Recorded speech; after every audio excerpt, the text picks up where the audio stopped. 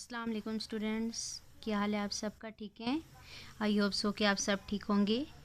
Open your English books and page number 26, unit number 4, which topic is Pakistan the country I love. Last lecture में मैंने आपको इस chapter की reading करवाई थी, ठीक है। इसके अलावा हमारी ऑलमोस्ट एक्सरसाइज भी कंप्लीट हो गई थी और अब आज का हमारा क्या काम है, हमने इसके क्वेश्चन आंसर्स करने हैं। पेज नंबर 28 देखें। Answer the questions given below, ठीक है। क्वेश्चंस के आंसर दें जो नीचे क्वेश्चन दिए गए हैं। ए पार्ट है, what does the poet here. What does the poet here. Poet का क्या मतलब है? इस पोएम को जिसने लिखा है, ठीक है, जिसने भी लिखा है उसको क्या कहते हैं? पोएट। नज़म को लिखने वाले, पोएम को लिखने वाले को क्या कहते हैं? Poet. What does the poet here. Here का मीनिंग होता है सुनना, ठीक है। जब हम इस चैप्टर को पढ़ रहे थे तो मैंने आपको बताया था ना कि आई हियर बर्ड्स, मैं बर्ड्स को सुनता हूँ, ये पोएट कह रहा था ना।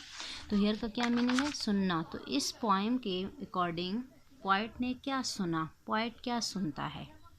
What does the poet hear? The poet hears, poet सुनता है, the birds sweet songs, birds के, परिंदों के sweet songs को, मीठे गानों को, which is all mesh with peace and love.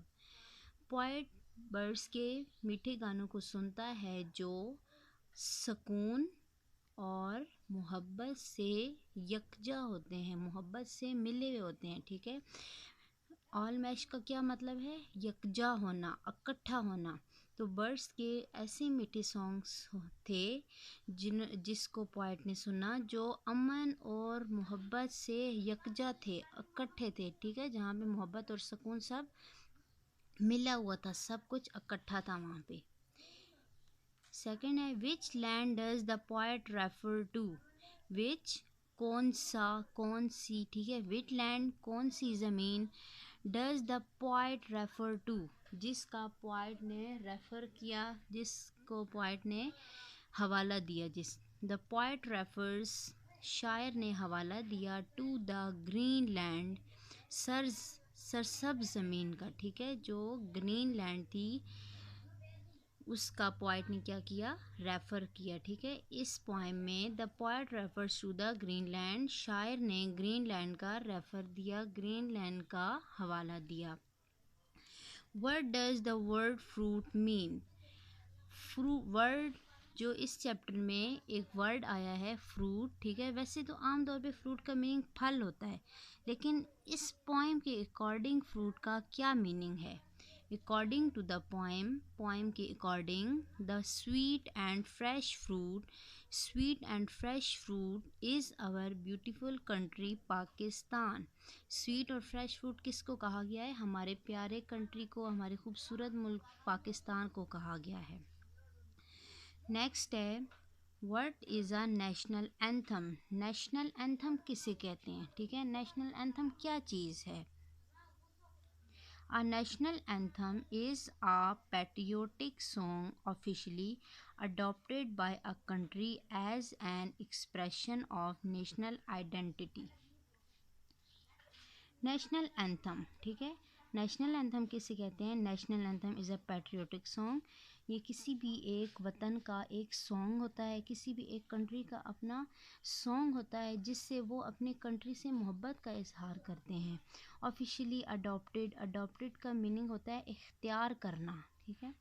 जिसको कोई भी एक कंट्री अडॉप्ट करती है, by a country, country adopt करती है, एज एन एक्सप्रेशन, एक्सप्रेशन का मीनिंग होता है इजहार करना, expression of national identity, national identity अपनी कौमी शनाख्त, ठीक है।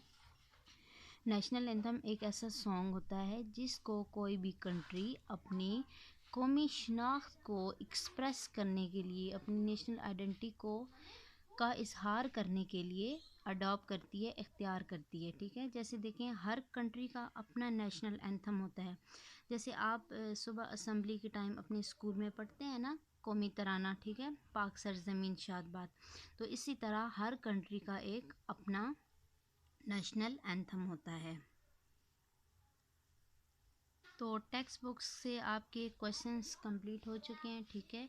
ये जो थर्ड क्वेश्चन है, what is meant by iron wheel, इस क्वेश्चन को आप यहाँ से स्किप कर दें, ठीक है। चलें अभी आप अपनी वर्क बुक ओपन करें। वर्क बुक का chapter number 4,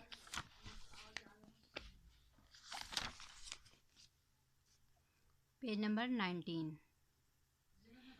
read the given lines, read पढ़ें, द गिवन लाइन्स, आपको जो लाइन्स दी गई हैं, विद योर सिबलिंग्स, सिबलिंग का मीनिंग होता है आपकी कोई भी सिस्टर, कोई भी ब्रदर वगैरह, ठीक है, जो आपकी हेल्प कर सके। एंड फिल द ब्लैंक्स, और ब्लैंक्स को फिल करें। हमें जो नीचे जो नीचे छोटी छोटी ब्लैंक्स दी गई हैं इसको फिल करें विद डाइग्राफ्स एंड ट्राईग्राफ्स, ठीक है। डाइग्राफ और ट्राईग्राफ के अकॉर्डिंग आपने इसको फिल करना है। To complete the words, words को कंप्लीट करें। Then share them with your friends.